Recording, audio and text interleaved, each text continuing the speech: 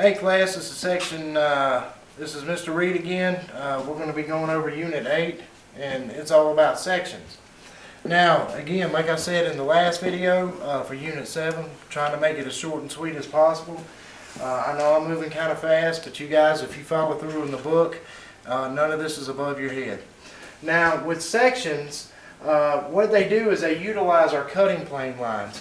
If you remember in Unit 1, I let you know that cutting plane lines are where an imaginary cut is made through an object. And I used your I-beam as an example. We made an imaginary cut and we spun it.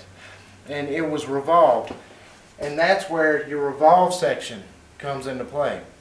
You put an imaginary cut, you spin it so that they can see the type of material or some kind of interior detail.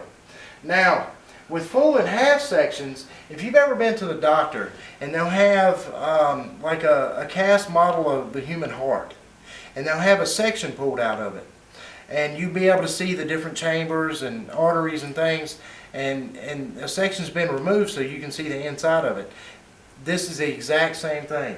Full sections are where a part is complete cut in half, and then you could see the inside with a complete half. That's why they call it a full section.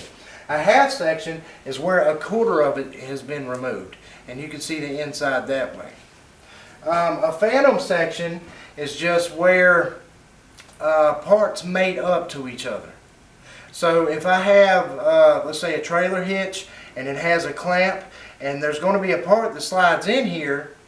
Now I can illustrate that by a phantom section to let you know this has a mating part to it. There's another part that goes along with it, and that's your phantom section. And that's really all I have for sections. It's a quick unit, guys. I would do the reviews at the end of each chapter to make sure you have a handle on this terminology and how everything works. And if you have any questions, you can't put it together by reading the book and doing these reviews, please contact me or your current instructor. Thank you.